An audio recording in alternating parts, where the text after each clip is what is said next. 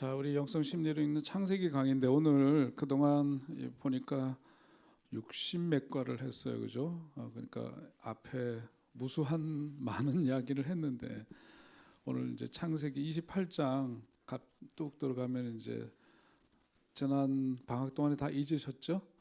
네, 잊으셔야 또 우리가 계속 써먹고 또 써먹고 그러니까.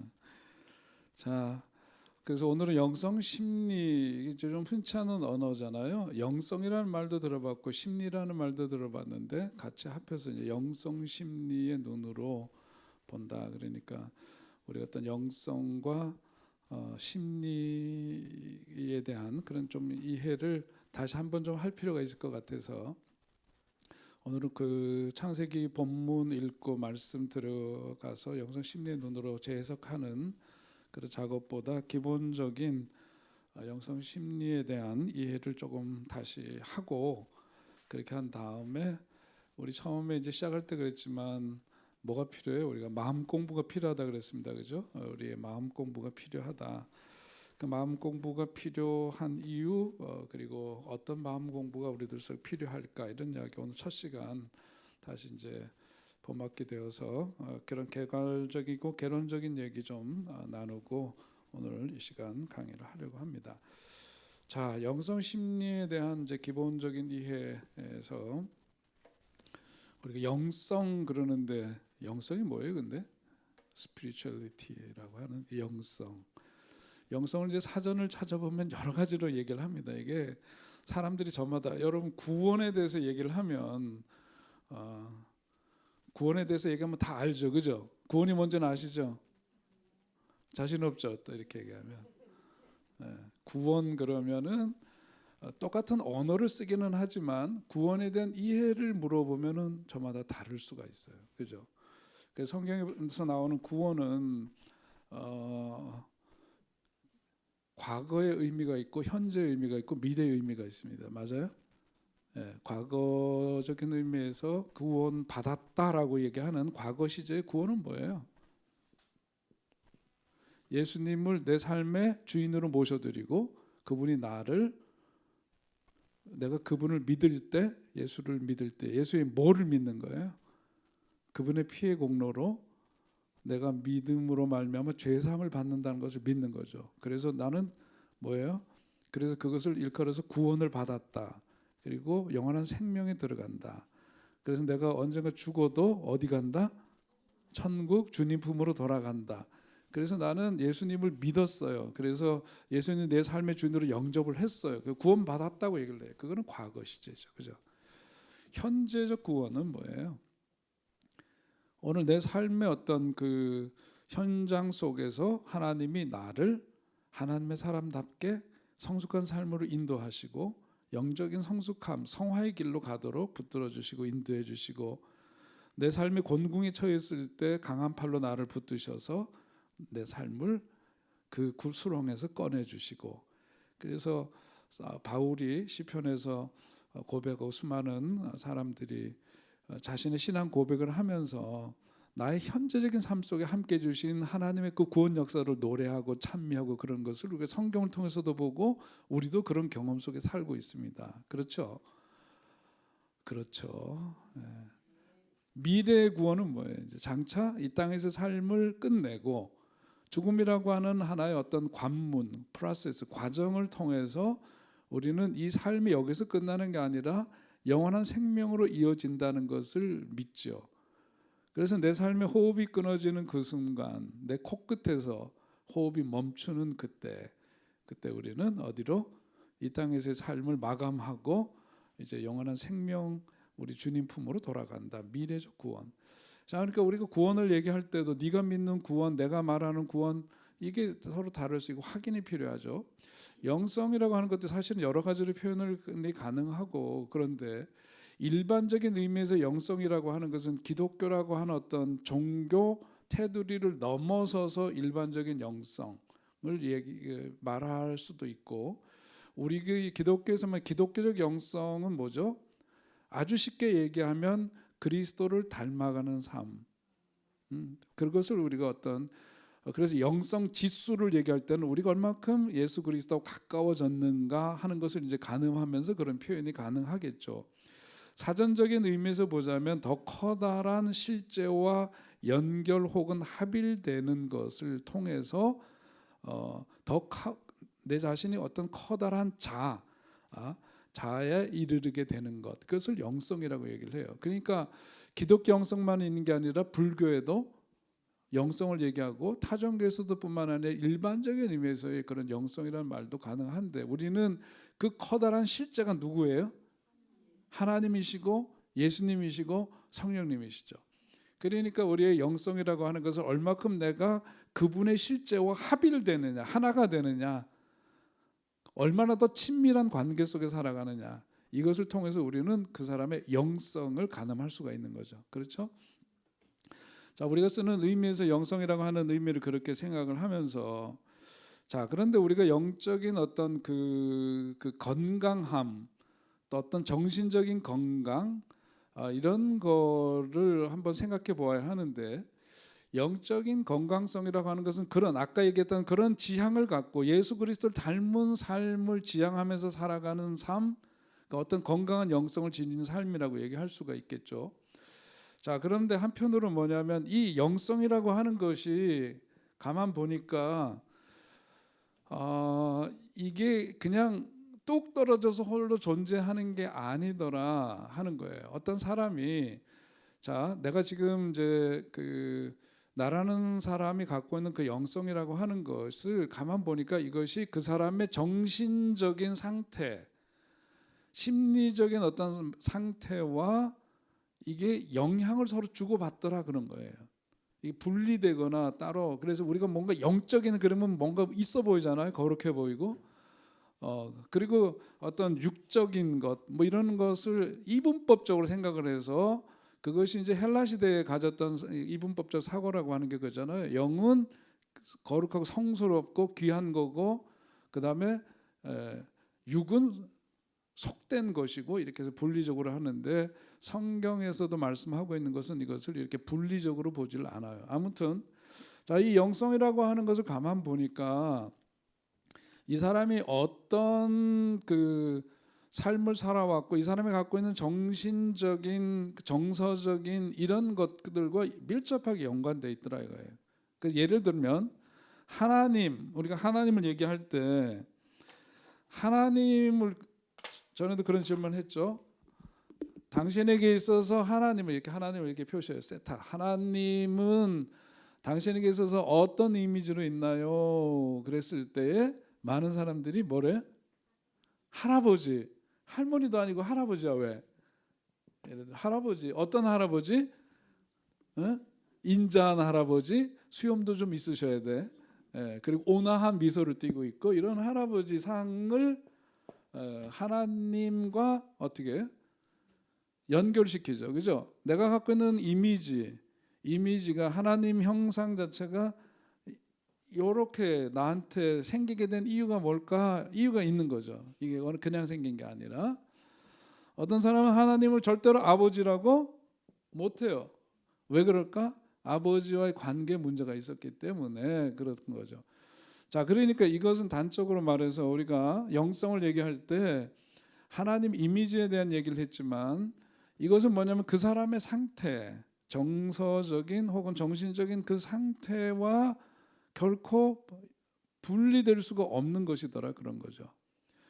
그러니까 자라면서 가장 먼저 우리가 어렸을 때 가장 먼저 갖는, 중요하게 여기는 게 뭐라 그랬죠? 수도 없이 얘기한 것 같은데, 애착관계. 그렇죠. 어태치먼트, 애착관계가 제일 중요하다 그랬어요. 그죠? 특별히 2살 반, 3살 정도까지 주 양육자와 어떤 관계 속에 살았는가. 그래서 good enough mother. 뭐죠? 충분히 좋은 엄마라고 하지만 이건 다른 중 양육자로 대체될 수가 있죠. 근데 아무튼 충분한 사랑, 그 아이에 대해서 충분한 관심, 이런 걸 통해서 충분히 좋은 양육자와 관계 맺음을 했을 때 이 아이의 성품이나 이런 것들은 굉장히 안정되고 다른 사람 어떤 사회성이라든지 정서적인 성격적인 이런 부분에서 굉장히 안정된 사람으로 성장을 하는데 이런 애착 관계가 제대로 형성되지 못했을 때 이게 이제 영향을 끼치더라 그건 거죠. 뿐만 아니라 자라면서 어떤 위기를 경험하는 경우들이 있죠. 위기라는 게 뭐예요? 예를 들면 어떤 트라우마죠. 교통사고를 갑자기 당했다든지 그런 이제 충격적인 일을 보내요. 알코올 중독인 아버지 밑에서 자랐다든지, 그다음에 뭐지 이거 패는 거, 가정폭력에 노출된 채로 살았다든지 이런 거 뭐죠? 인생의 위기죠. 이런 위기를 겪으면서 살았을 때 형성되어진 그 사람의 상태는 성인이 되어서도 여전히 그것이 해결되지 않은 채 내재해 있고 그것은 어디에도 영향을 끼치더라? 영성에도 영향을 끼치더라 이런 거죠. 그래서 우리 오늘 뭐 여기 복잡하게 뭘 많이 써놓긴 했지만은 이거 그냥 다 간단하게 그냥 우리가 얘기할 수 있는 건데요. 여기서 소위 말해서 우리의 어떤 영적이라고 하는 것은 내 삶의 실제와 그렇게 유리되지 않기 때문에 그렇기 때문에 뭐냐면 심리적으로 내가 누구인가를 잘 알아야 그래야 어떤 우리들이 영적인 탐구를 할 때 이 영성이라고 하는 것이 건강한 영성을 지니고 갈 수가 있다. 하나님 상에 대해서도 건강한 이미지를 갖고 있어야 되는데 이것이 이런 아까 얘기했던 이런 과정에서 영향 때문에 폭력적이고 그래서 그 뭐예요? 그 이단들 보면 이상한 짓들 막 하고 그러잖아요. 요즘 그 어디지 넷플릭스에 또 떴잖아 또 1위랬는데 나는 그거 못 보겠더라. 좀 보다가 JMS 그 다음에 또 앞으로 줄줄이 나올 거 아니에요. 10탄인가까지 있다 그러던데. 그러니까 이게 뭐냐면 이거죠. 이거. 하나님 어렸을 때 이 사람들은 조사해 보면 한결같이 이 부분에 문제가 있을 거예요. 밑에.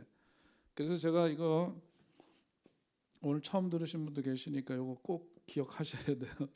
제 강의를 들으려면 우리 나라는 존재는 하나의 직육면체 내 인생을 자 누구로 할까요? 송재호 선생님 금년 36인가? 그렇죠? 36년 정신 사겠지 뭐 이 정도 얘기하면 36세 내가 살았던 삶을 하나의 어떤 직육면체로 내 인생을 이렇게 표현한다면 오늘의 나라는 사람이 보여주는 일종의 그 비헤이비어 행동 아이고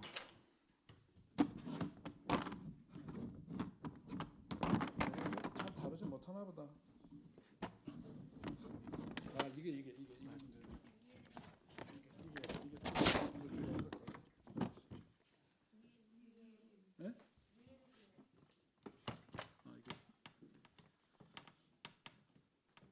반항하는 시간.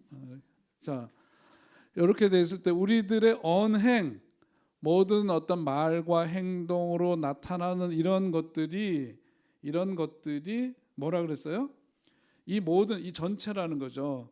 오늘의 36살 먹은 내가 나타나는 오늘의 언행이라고 하는 이 표피는 그냥 된 게 아니라 계속해서 누적되고 쌓여온 삶의 이력이 이렇게 나를 표현하고 이렇게 나를 생각하게 만든다 그런 거죠. 계속해서 이 쌓여왔던 것의 실제가 오늘의 나라는 존재지. 그러니까 나라는 존재는 어떻게 그러면 오늘날까지 살아왔고 내가 나라는 존재가 형성이 되었느냐. 나라는 존재와 너라는 존재가 오랜 세월 동안 시간을 두고 함께 영향을 주고받으면서 살아온 삶의 결과가 그것이 오늘의 나의 언행으로 나타나는 거다. 그래서 이것을 수학으로 얘기를 해서 뭐라 그랬어요? 복잡하죠? 미적분 인테그랄 태어나면서 혹은 어머니 뱃속에서부터 지금까지의 36살 먹을 때까지 나 곱하기 너와의 관계. 여기서 어렸을 때 가장 중요한 너는 누구였다고요? 주 양육자인 엄마 혹은 다른 양육자 할머니일 수도 있고 등등. 이런 사람 동안 그래서 fx, dx 뭐 이렇게 표현하는데 너무 아는 척하는 것 같으니까 그건 지우고 나와 너와의 관계 속에서 36년 동안 365일 24시간 1시간은 60분 뭐 이렇게 된 어마어마한 시간 속에서 나와 너와의 그 관계 속에서 형성된 것의 결과가 오늘의 나다예요. 그러니까 이것은 나에 대한 이야기이기도 하지만 누구에 대한 이야기? 너에 대한 이야기이기도 해요. 상대방을 이해할 때 저 사람이 내가 보기엔 너무 마음에 안 들어. 근데 그것은 나라는 존재, 그 사람 역시도 뭐냐면 이런 결과로 형성되어졌기 때문에 자기 역사를 갖고 있는 거죠. 그러니까 이런 것에 대한 이해를 하지 않고 보면 우리는 항상 뭐 갖고 싸우느냐면 표피 갖고 싸우는 거예요. 표면적으로 나타나는 거 갖고 싸워요. 어제 저녁에도 우선 모임 하는데 어떤 분이 교단에 겪는 문제 얘기를 하면서 보면은 겉으로 충돌을 할 수밖에 없는 상황들이 있는데 항상 우리는 핵심을 뭘 봐야 되냐면 그 밑에 감춰져 있는 것이 무엇인가를 들여다봐야 되죠. 부부간의 다툼도 마찬가지예요. 부부간의 다툼도 말싸움을 하고 뭐 때문에 신경질을 내고 다투고 그러지만 그 이면에 뭐가 있는지를 봐야 되는 거죠.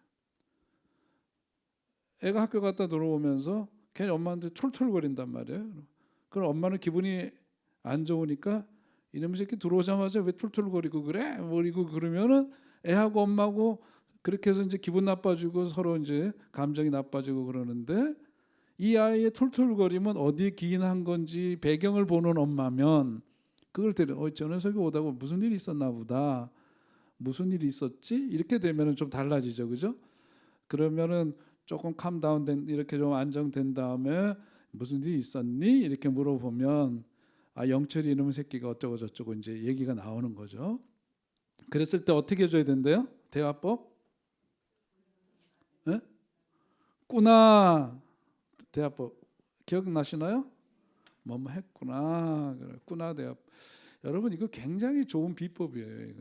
사실 대화하는 데 있어서 거기에 대해서 그 상대방의 말을 그대로 말을 했겠구나. 그거 한마디면은 벌써 마음이 확 이렇게 내려앉거든요.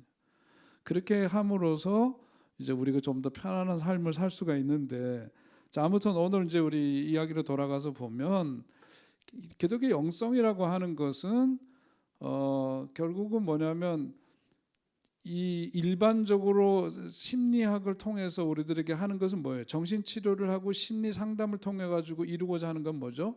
결국은 상처난 자아를 다시금 복구시켜서 건강한 상태로 회복시키는 거잖아요. 그죠? 근데 기독교 영성은 뭐예요? 자기 십자가를 지고 자기를 뭐 하래? 부인하라 그래요. 그죠? 맞아요?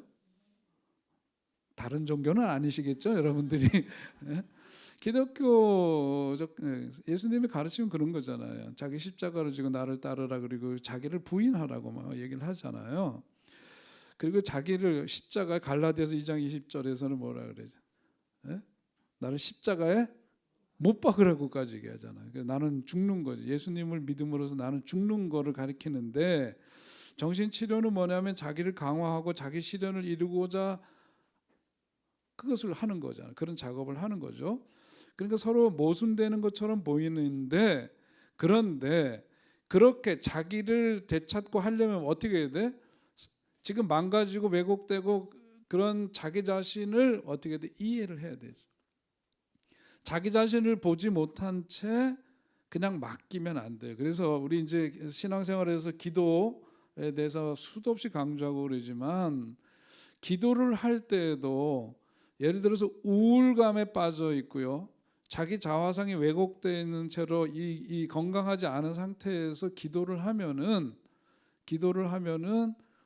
이거 더 심화되는 결과가 나타나게 돼요. 심화되는 결과가 나타나게 되기 때문에 기도의 능력을 부인하거나 이러는 게 아니라 그 나중에 또 말씀드리겠지만 그런 게 아니고 우선 중요한 것은 뭐냐면 나라는 실제를 나라는 존재를 잘 이해할 필요가 있다. 내 마음의 상태 이런 것들을 잘 들여다보지 않으면 그래야 하나님께 그러고 하나님께 맡기고 이런 것 없이 그냥 하면은 자기 자신에 대해서 이해하지 못한 채 맡김으로 인해서 그냥 문제가 해결되는 것은 아니다 그런 거예요. 그래서 영성과 심리라고 하는 것은 함께 이렇게 엮여져 있어요. 같이 엮여져 있기 때문에 그런 점에서 우리가 좀 성경을 보면서도 이제 영성 심리의 눈으로 본다라고 하는 것은 어떤 그 영적인 시각에서 이 성경 텍스트를 보면서 동시에 어떤 심리적인 그런 분석을 통해서 이것을 한번 다시 보는 거죠. 예를 들면 우리 지난번에 그 공부하면서 성경에 나오는 인물들에 대한 것들 보면서 이제 그런 얘기 많이 나눴는데, 예를 들어서 이삭 같은 경우에도 그죠? 이삭에 대해서 성경을 전통적인 이해 속에서는 어떤 사람이에요? 그는 기도하는 사람이었고 효자였고 또 뭐 인내심이 많은 사람이었고 순종하는 사람이었고, 그래서 그는 뭐예요? 장차 오실 메시아의 그림자, 그것을 나타내는 어떤 그림자로서 정통적인 해석은 그런데, 우리가 이것을 현재적 성경은 과거에 있었던 사실을 기술하는 게 아니라 오늘도 우리들에게 주시는 살아있는 하나님의 말씀이기 때문에 이 말씀을 보면서 한편으로 또 다른 시각에서 영성심리의 눈으로 조명을 해보니까 이삭에게는 뭐가 있느냐 하면 씻을 수 없는 뭐가 있어요? 트라우마가 있었구나. 왜? 아버지가 당신의 믿음 때문에 제단에 그를 올려서 칼을 뽑았다는, 죽이려고 했다는 거죠.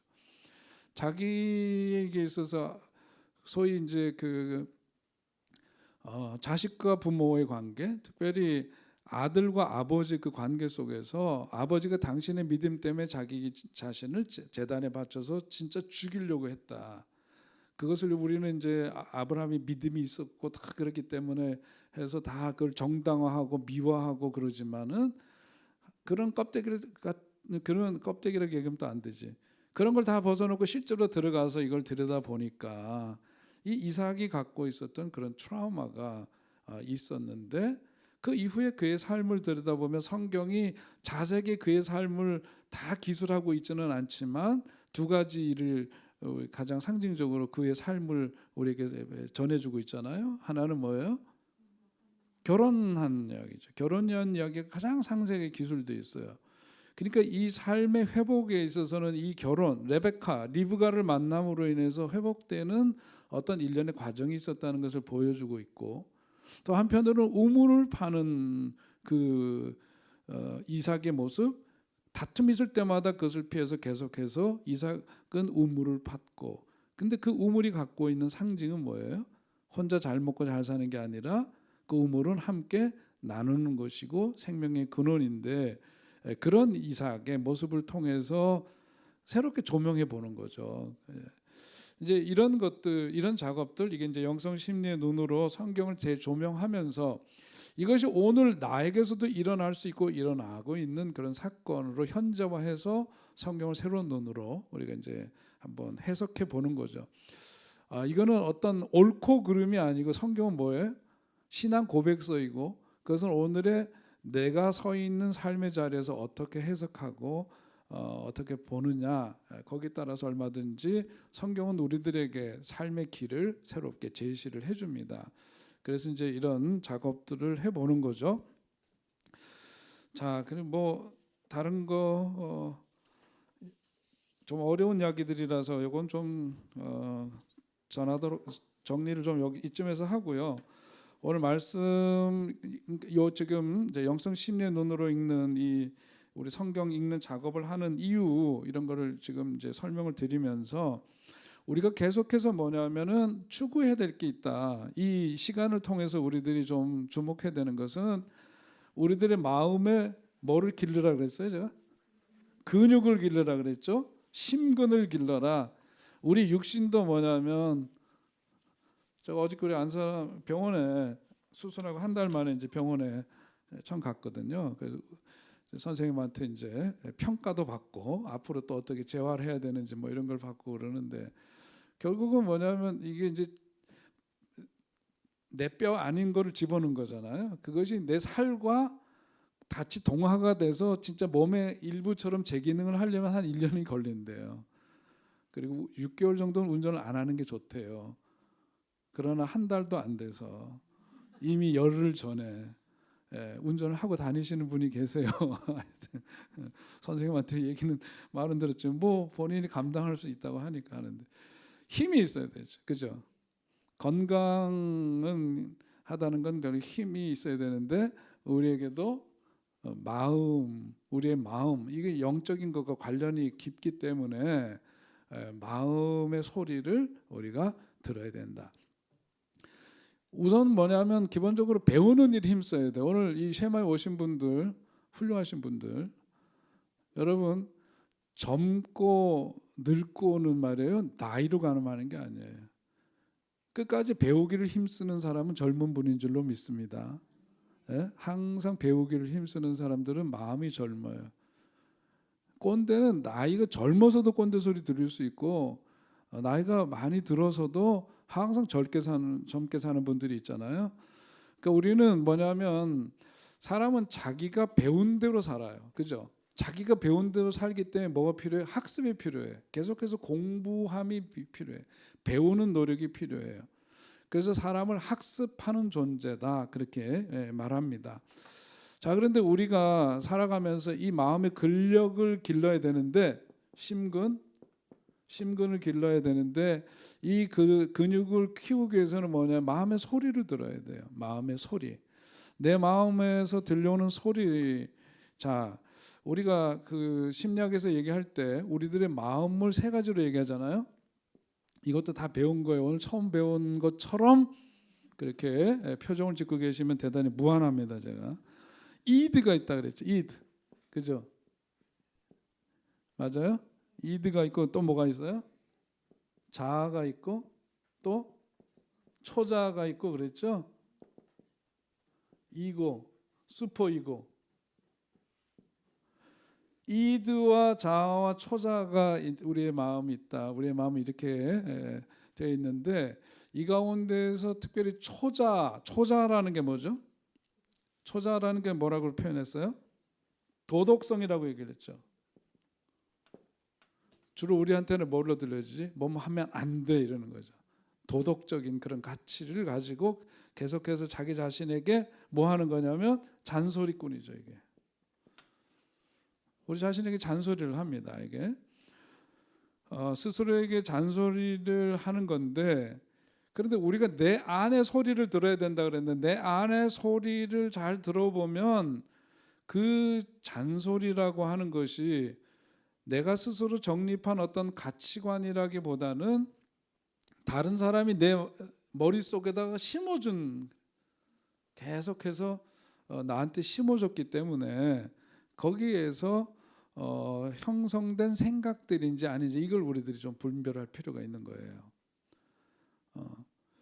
그러니까 이 내가 정립한 게 아니라 계속해서 자라면서 내 속에 주입이 된 거죠. 그런데 뭐냐면 예를 들어서 엄마가 자기한테 계속해서 한 얘기가 있어요.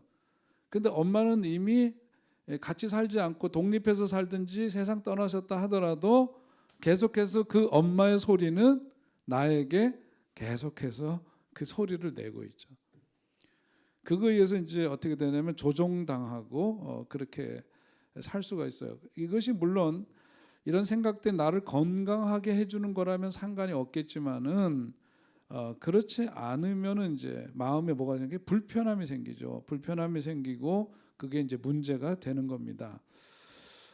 그러니까 내 속에서 드는 생각, 마음의 소리를 들어야 되는데 그 소리가 내가 가진 그 생각인지 내 건지 아닌지를 뭐 해야 돼? 구분을 해야 돼. 내 건지 아닌지를 그것을 먼저 구분해서 깨달아야 합니다.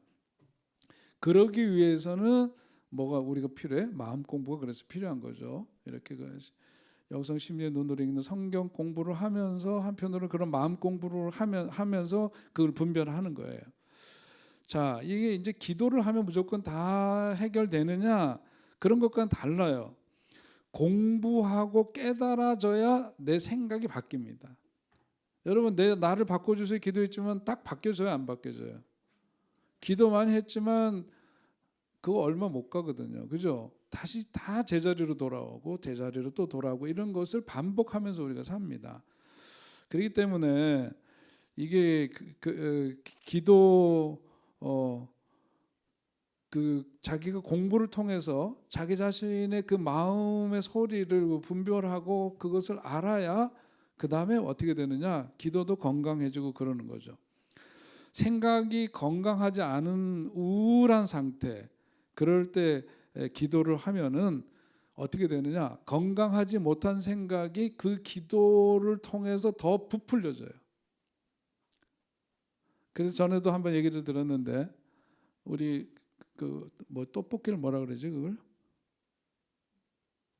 에? 설탕 갖고 이렇게 녹여서 이스트 넣는. 에? 달고나. 아유, 그렇게 좋은 말을 잊어버리니까. 달고나 할 때 설탕이 원재료고, 그죠? 그 부풀어오는 게 뭐예요? 소다. 이스트 아니었나? 바뀌었나 이제? 하여튼 이 소다 넣으면 이렇게 부풀어 오르잖아요. 근데 사실 기도라고 하는 것을 우리들이 좀 쉽게 얘기하면 기도는 그 소다 같은 거예요. 그런데 지금 뭐냐면 이 좋은 달고나가 되려면은 뭐가 좋아야 되지?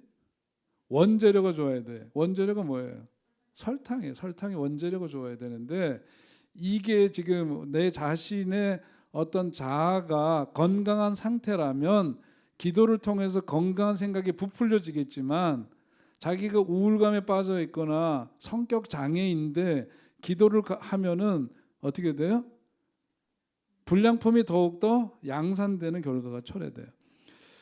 여러분 불편하게 들으실지 모르지만 전에 기도 많이 하시던 우리 권사님이 계셨어요. 아니, 우리 권사님이라고 얘기 안 할래. 하여튼 옛날에 그런 권사님이 있었는데, 이분은 경계성 인격장애예요, 제가 보기에는.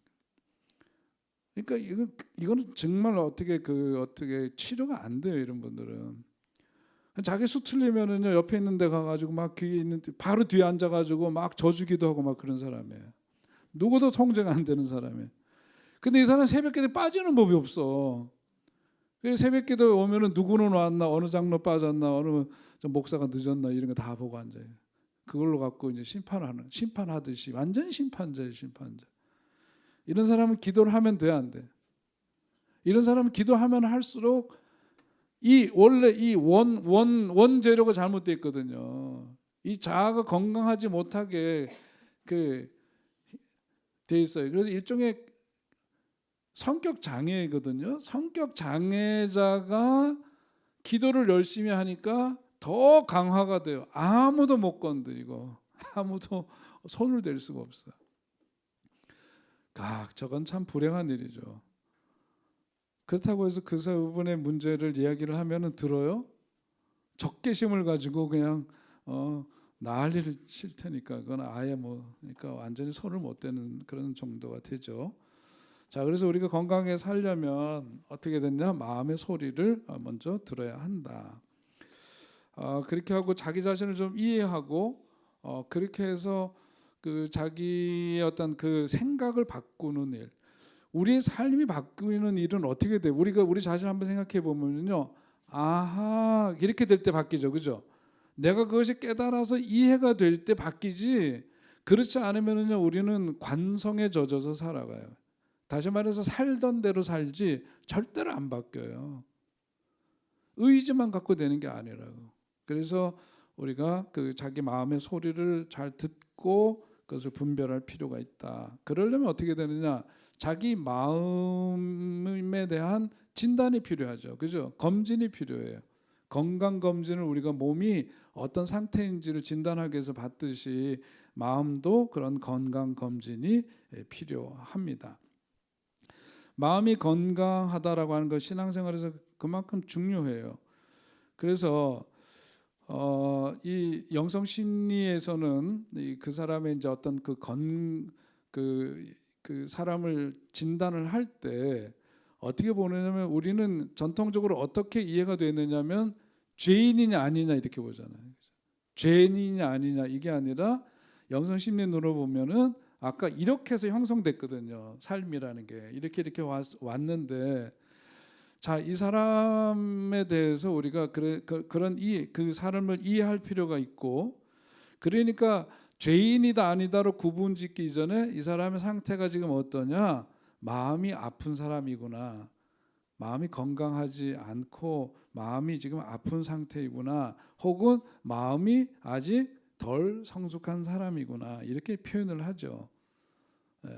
그렇게 하면서 윤리적 판단이 아니라 병리적인 판단을 하면서, 그러면서 그 마음을 살피고 건강한 삶을 살 수 있도록 우리 삶을 이제 변화시켜 가야 되는데, 자, 마음이 건강한지 아닌지를 분별하는 그런 그 요소들이 있습니다. 첫째는 뭐냐면은 그 사람이 갖고 있는 분노의 정도,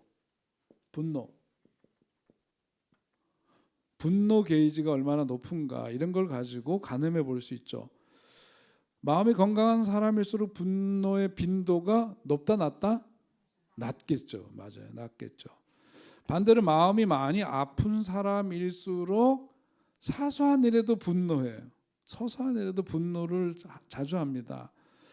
그러니까 분노의 빈도가 낮다는 것은, 여기 제가 표현하는 분노의 빈도가 낮다는 것은 분노가 올라오는데 그것을 억압했다는 얘기를 하는 게 아니에요. 그건 또 다른 얘기예요. 그건 다른 얘기고, 분노를 억누르면서 사는 게 아니라 그저 화낼 일이 줄어드는 거죠. 자기 속에서 화가 덜 나는 거예요. 그런 것이 되는데 화는 나지만 표현을 안 하고 꽁 참고 있다. 그거는 다른 얘기예요. 예전에는 반드시 화를 내고야 말았던 일인데, 이제는 별로 개의치 않는다. 그럴 때 우리는 뭐다? 그 사람의 마음에 뭐가? 키가 자랐고 마음에 뭐가 어디 갔지 이거? 근력이 더 건강해졌구나, 이렇게 판단할 수 있다는 거죠. 첫째는 분노. 또 하나는 뭐냐면 대인관계입니다. 대인관계의 뭐가 폭이 어떠냐, 이런 거. 대인관계의 폭, 이게 중요하죠. 마음이 건강하지 않을 때에는 사람이 다 싫어요. 사람이 싫습니다. 이 사람은 이래서 싫어요. 저 사람은 저래서 싫습니다. 내 편이 아닌 사람이냐 내 편이냐, 딱 두 가지 기준만 갖고, 내 편이야 아니야, 요거 갖고 구분을 하는 사람, 마음이 그런 사람은 건강하다 아니다? 안 건강하다, 그렇게 스스로 진단하면 되겠죠. 마치 우리가 음식을 먹을 때 음식을 골고루 먹는 사람이 건강하죠. 편식하면 건강하지 않은 것처럼 사람에 대해서도 마찬가지예요. 그래서 우리가 어렸을 때 우리 무지개 학교, 지난번에도 말씀드렸지만 가장 먼저 무지개 학교에서 뭐죠? 여기서 주말에 그 2시간 와가지고 같이 있으면서 뭐 이렇게 대단한 걸 배우겠어요, 그죠? 거기에서 배우는 거는 뭐냐면은 여러 아이들하고 함께 사귈 줄 아는 걸 배우는 거거든요. 낯선 이들하고도 함께 놀 수 있고 함께 친구가 될 수 있는 것, 그것이 엄청난 재산이라고요. 거기다 또 우리는 얼마나 잘 가르쳐, 우리끼리 얘기지만. 그러니까 배우는 뭐가 있대요? 즐거움이 있다 그러잖아요. 역시 무지개 학교 교장만 대답하네 보니까. 배우는 즐거움이 있고 사귀는 즐거움이 있는 거, 그게 무지개 학교죠. 그러다가 보니까 재능이 뭔지도 찾게 되고, 그렇게 해서 내가 어떤 사람이 돼야 되겠다, 무엇이 돼야 되겠다, 이런 생각도 가질 수 있다면 그건 엄청난 좋은 팁을 얻게 되는 거겠죠. 자, 대인관계 폭으로 마음의 건강을 진단합니다. 또 한편으로는 뭐냐면, 건강한 사람은 어떤 사람이냐면, 마음이 건강한 사람은 자신의 장점과 단점을 잘 알고 있는 사람이에요. 어제 누구랑 밥 먹는데 그분이 그러시더라고.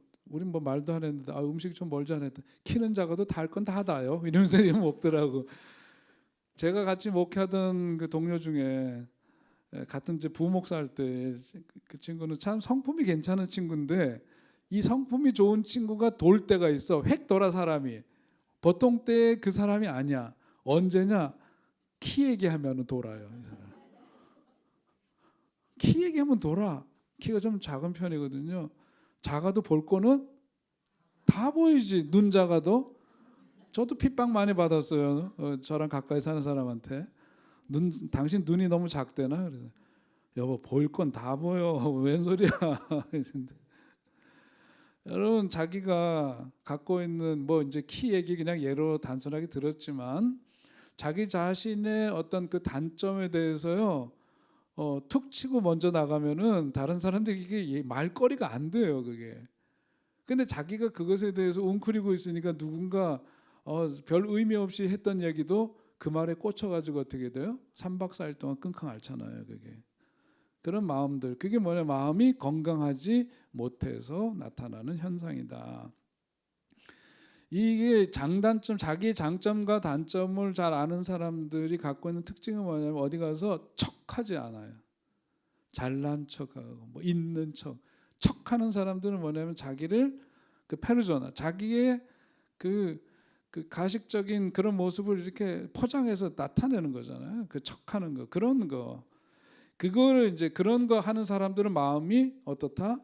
건강하지 못한 사람이다. 그렇게 진단할 수 있습니다.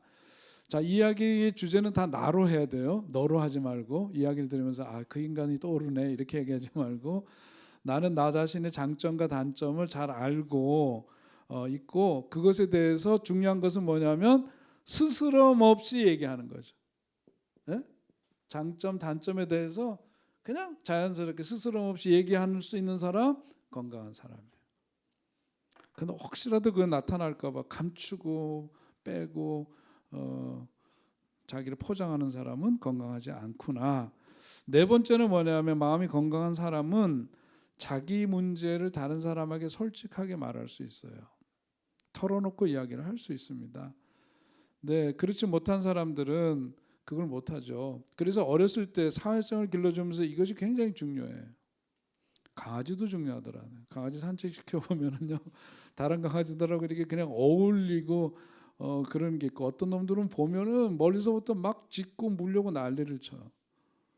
주인이 똑같을 거야 아마 내가 보기에는. 주인이 그렇기 때문에 아마 곧 빼닮아서 그럴 거야 아마. 전혀 훈련이 안 돼 있고 그렇잖아요. 자, 솔직하게 털어놓고 남의 이야기를 경청할 줄 아는 사람, 그런 사람들은 발전도 하고 건강한 사람이에요. 누가 자기에 대해서도 이렇게 얘기를 하면은 잘 들어요. 이렇게 듣고, 그런 점이 있었나? 뭐 이렇게 뭐 보고 그러는데, 요것이 봐라 나한테 이러고서는 이제 그 별르고 꽝 잡고 있으면은 자기 마음이 그만큼 옹색하고 건강하지 못한 거로구나. 우리가 스스로 그런 진단을 내려야 합니다. 그러니까 예수님도 그러셨잖아요. 제 눈에 뭐를 꺼내래? 남의 눈에 티끌을 보면서 제 눈에 들보를 보지 못하는 그런 어리석은 사람이다 얘기를 하죠. 다섯 번째는 뭐냐면 건강한 사람은 아름다움에 대한 감각이 열려 있다고 얘기를 합니다. 아름다움에 대한 감각이 열려 있다. 다시 말해서 뭐예요? 길가에 핀 작은 꽃 하나를 봐도 너무 예뻐요. 그죠? 우리 교인들은 다 예쁜 마음 가진 것 같아. 시큰둥하시네.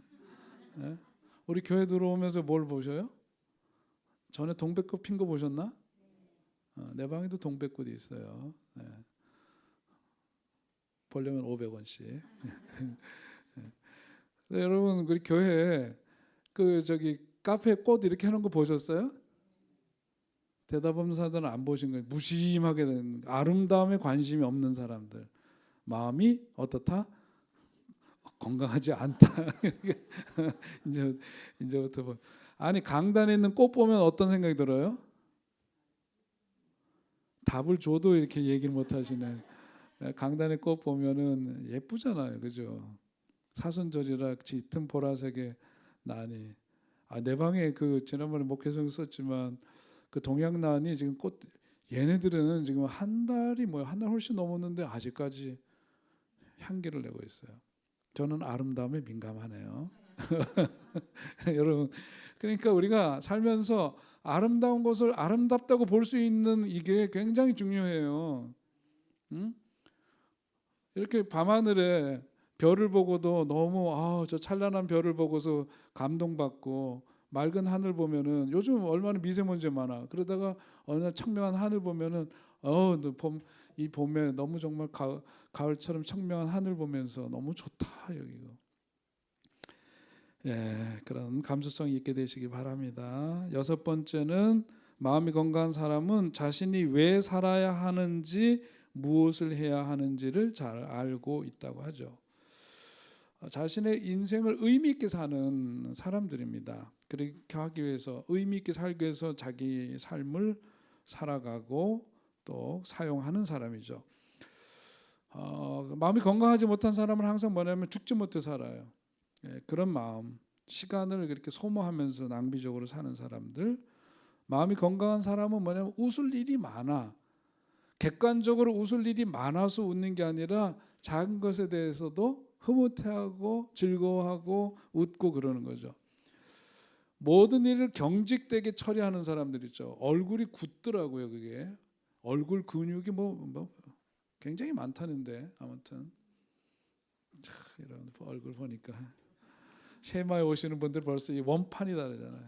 배우기를 힘쓰고 카페에 꽃 있는 것도 아시고 이렇게 보니까 잘 웃으시고 여러분 그냥 웃으면서 살자고요. 진짜 저는 신앙생활 하면서 그런 것 같아요. 괜히 심각하게 성경도 꼭 옆에다 이렇게 45도 각도로 끼고 얼굴에다가 힘 꽉 주고 다니는 사람들 있어요. 아우 저 피곤해서 어떻게 사나요? 제가 제일 부목사 할 때 힘들었던 거 넥타이 매는 거였어요. 담임할 때 제일 즐거운 거 넥타이 안 매는 거예요. 눈치 안 봐도 되니까.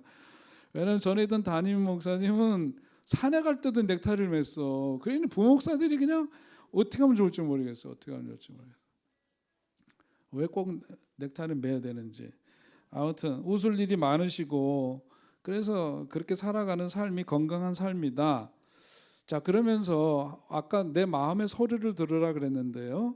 내 안에 나를 만나야 합니다. 어떤 그 자기의 내면 문제를 진단하는 과정이 사실은 쉽지는 않아요. 우리 자신을 잘 이렇게 알아본다라고 하는 것은 자기의 과거의 생활사도 봐야 되고 성격, 가족 환경 뭐 이런 것들을 두루 살펴야 되고 어떤 경우에는 어떤 정신적인 뇌 기능의 문제는 없는지까지 살펴야 되고 뭐 이런 여러 가지가 있죠. 심리 검사도 하고 뭐 이런 게 있는데 정상과 비정상으로 어떻게 우리가 이렇게 사람을 나누고 그러는 게 아니고 마음이 건강한 상태인가 아닌가 하는 것을 우리가 앞에서 얘기한 대로 살펴야 된다 그랬잖아요. 자, 그러려면은 내 안에 나를 이렇게 마주 보아야 하는데 그 우리 어떤 무의식이라고 하는 것은 뭐 같다 그랬죠? 전에 바다 같다 그랬어요. 그죠? 바다 같다 그랬어요. 그 바다는 어떤 것이죠? 바다는 항상 뭐예요? 조용해요. 바다는 항상 출렁거려요. 우리들의 무의식은 그런 것입니다. 무의식은 우리 무의식 공부했잖아요. 빙산의 일각에 불과하고 요거는 우리들이 지금 의식, 무의식 나눈 거 생각나시죠? 이 무의식은 바다와 같이 넓어요. 이거는 그야말로 빙산의 일각처럼 우리들의 열린 의식 속에서의 의식은 굉장히 부분에 불과한데 이 감정이라고 하는 것이 어디서 나와요? 여기서부터 출렁출렁거릴 때마다 올라오는 거거든요. 그러니까 이 무의식이라고 하는 바다에서 올라오는 이런 그 감정, 이것을 감정을 느끼지 않고 그냥 억누르려고 그럴 게 아니고 그것을 잘 들여다봐야 돼. 그게 바로 나거든요. 이제 그걸 잘 보아야 합니다.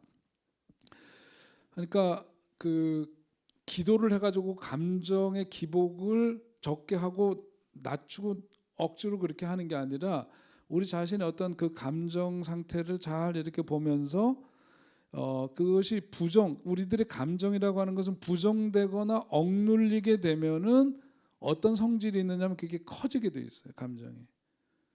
그래서 내 속에 어떤 그 마음상의 분노가 일어나는데 그것을 확 토해내고 나면은 사그라들죠. 그죠? 억압하면 어디 점점 부풀어 올라요. 그래서 여러분 화나고 그러면 운전하고 하시는 분들은 운전하다가 어떻게 음악 크게 틀어놓고 냅다 꼭 욕을 하라는 얘기는 안 하겠습니다만은 냅다 소리를 지르고 그 속에서 다 이렇게 풀어야 돼요. 그 속에 있는 감정들을 억압하거나 부정하거나 이러면 안 됩니다. 그리고 그런 감정도 자기의 일부임을 인정해 주는 거죠. 그래야 이런 것들이 이제 차츰 정리가 되고 깔아앉게 되고 그렇습니다. 그래서 가장 중요한 것은 우리들의 감정이 있을 때 물론 그것을 이제 그 다음 단계가 있는데 우선적으로는 어떻게 해야 되느냐면 무조건적으로 긍정해 주라는 거죠. 무조건적 긍정적 존중. 이게 말이 좀 어려운데 어디 따지지도 말고 묻지도 말고 자기 감정이 내 삶의 일부이고 나의 일부라고 하는 것을 그냥 인정해 주면서 받아들이라는 거예요. 그리고 긍정해 주고 존중해 주라는 겁니다. 그게 그 유명한 칼 로저스라고 하는 그 정신과 의사가 얘기한 거죠. 예수님은 인간의 몸을 입고 오셨는데 예수님의 삶을 가만 들여다보면 우리들이 자꾸 예수님에 대해서 그냥 미화하고 예수님이 보여주신 진정한 삶을 잘 못 보는 경우들이 있어요. 예수님은 뭐냐면 자기 감정을 표출하는데 굉장히 익숙한 분이셨어요. 건강한 분이셨다는 얘기입니다. 그래서 바리새인들을 보고 막 그 위선 떨고 그러면은 어떻게 해요? 속에서 못 참죠. 이 무슨 놈들이라 그랬죠? 에? 독사의 자식들아 그랬잖아요. 그게 얼마나 무서운 욕이에요, 그게. 독사의 자식들아 우리 문자로 그렇게 써 있지만 우리 오늘의 언어로 바꾸면 이 XX 이런 거거든요. 그거. 개보다도 더한 거예요, 그거는 사실은. 개는 사람들과의 관계에서 친밀함도 있고 뭐 이런 거죠. 독사의 자식이라고 하는 것은 예수님 시대에서 쓰는 언어로는 최고의 독한 욕이 지독한 욕을 한 거죠. 그러니까 예수님은 그러죠. 또 어디 성전에서 어떻게 했지? 뒤집어 엎어. 나도 그럴 때가 있으면 근데 그럴 일이 없어서 안 하는 거예요. 여러분 예수님 그러셨다고요. 그러니까 우리가 우리 삶의 영성에서 추구의 그 가장 우리가 궁극적으로 삼는 분은 누구예요? 예수님이잖아요. 예수님의 삶이 건강한 모습, 예수님의 삶을 달아간, 예수님은 의로우시고 그러면서 이런 위선적인 삶을 거절하시고 거부하시고 자신들이 갖고 있는 종교적인 어떤 그 기득권을 가지고 다른 사람들을 억압하는 거 부정하시고 그건 틀렸다 말씀하시는 거잖아요.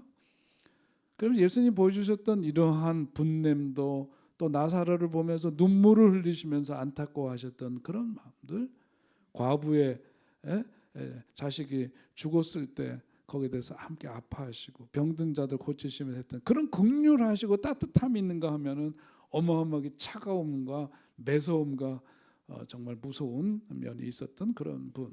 이 건강. 그래서 건강한 사람은 우리의 감정이 굉장히 다양하고 많은데 그런 것들을 골고루 잘 사용할 줄 아는 사람이 건강한 사람이라고 말하는 겁니다. 일본 사람들이 아마 민족들 중에서는 제일 자기 속내를 드러내지 않는 사람들이라 그러죠. 그죠? 그런 말 이렇게 들어보셨죠? 일본 사람들은 우리 이렇게 카톡 같은 거 할 때 보면 어떤 분들이 감정 표현을 그것만 봐도 잘 알 수 있어요. 그죠? 안 하세요? 카톡? 카톡 할 때 보면 이모티콘 막 이렇게 쓰잖아요. 그죠? 이런 것도 자유자재로 쓰고 또 자기 그 언어 전달이나 이런 것들을 보면 예쁘게 하는 분들이 있어 보면. 그리고 자기 감정을 잘 표현을 해. 그 건강한 사람이에요. 어떤 사람들은 하나도 없어요. 그냥 띄움표도 없이 쓰는 사람들이 있죠. 딱 이렇게 쓰는 사람들이 있어요. 일본 사람들은 이모티콘도 잘 안 쓴대요. 자기를 드러내지 않는 거죠. 자기를 드러내지 않는 문화, 이건 건강한 문화가 아닙니다. 자신의 어떤 감정이 드러나는 것을 꺼려하니까 카톡이나 이런 데서도 문자를 보낼 때 이런 표시를 드러내지 않는 거거든요. 그러니까 속내를 감추고 있고 그것을 드러내지 않다 보니까 일본에는 상담소도 별로 없대요. 우리나라는 굉장히 많아요. 그래도 그죠? 우리 이들 상담센터 얼마 전에 이사회 하는 데 가보니까 상담센터가 굉장히 많더라고요. 은평구만 하더라도 굉장히 많아요. 그건 뭐냐면 누군가 고객이 있죠. 찾아와서 자기 얘기를 하는 사람이 그만큼 많다는 얘기. 일본에는 상대적으로 그게 굉장히 적답니다. 대신 일본에서는 뭐가 많느냐? 상담소가 많은 게 아니라 통증 클리닉이 많대. 통증 클리닉이 왜 많을까요? 아프잖아. 뭘 다스리지 못하니까 자기 마음을 이렇게 달래고 풀어놓고 이게 안 되니까 아파요. 통증 클리닉이 많고 진통제가 발달돼 있대. 진통제. 일본 갔다 오면 뭐 사오잖아요. 붙이는 거 이런 거. 예? 그죠? 일본에서 그게 발달된 이유가 다 그거예요. 문화적인 이유가 거기에 있는 겁니다. 자, 위축돼 있고 감춰져 있는 문화니까 문화가 음습하죠. 여러분 뭐 동경이 제일 긴자거리에서 뭐 했다는 이런 얘기 많이 들어보시죠? 거기 가면은 그 셀러리맨들이 거기 가서 난잡하게 막 이렇게 쇼하는 거 보고 놀고 거기서 뭐 나쁜 짓 하고 이러는 거를 그냥 공개적으로 막 하고 이런 게 자기 자신의 감정을 드러내고 이런 건 다 감춰져 있는데 그러니까 이제 한 데서 이런 짓들을 이제 하는 그런 것들 이게 이제 다 그런 결과라고 볼 수 있습니다. 그러니까 영적인 침묵이 필요하지만 영적인 침묵과는 다르게 자기 자신의 속내를 드러내지 않는 것은 건강하지 않다. 그러니까 여러분들이 속회로 모일 때 속회에서 첫 번째 전제 조건 절대 비밀을 지킬 것. 예? 너만 알아. 이거 안 됩니다. 거기서 할 때 뭐냐면 그리고 자기 마음을 솔직하게 드러내는 것. 이게 돼야 되죠. 이래야지 건강해. 그래서 속회라고 하는 것이 내 삶에 있어서 주어진 굉장한 축복임을 알아야 됩니다. 어디다 대고 얘기를 해요. 어디다 대고 뭘 믿고 얘기를 해요. 그죠? 근데 거기에서 허심탄회하게 자기의 속내를 이야기. 저는 뭐 좀 표현이 그럴지 모르지만 시설장 회의 한 달에 한 번 하는데 폭 은혜가 있습니다. 거기서는 어떤 업무적인 얘기만 하는 건 아니거든요. 자기 신앙적인 이야기, 자기 삶과 신앙에 대한 이야기를 먼저 얘기를 하는데 그런 이야기 나눔이 굉장히 참 은혜롭고 좋아요. 그 속에서 어떤 일로 관계가 되어지지만 이 일의 토대는 뭐냐면 우리가 신앙인으로서 주어진 교회의 어떤 미션, 선교적인 사명을 감당하기 위한 자기 삶의 자리에서의 그 이야기거든요. 근데 거기에 전제는 뭐냐면 신앙이 바탕이 된 그 삶에 자기의 사역이 세워지는 거기 때문에 이제 그런 나눔이 굉장히 중요하죠. 그 이야기 나눔을 통해서 그 사람의 어떤 건강 상태나 이런 것들을 우리는 또 쉽게 알 수가 있는데요. 그건 또 다른 사람에 대한 진단보다 내 자신에 대한 진단으로 그런 부분들을 통해서 확인할 수가 있습니다.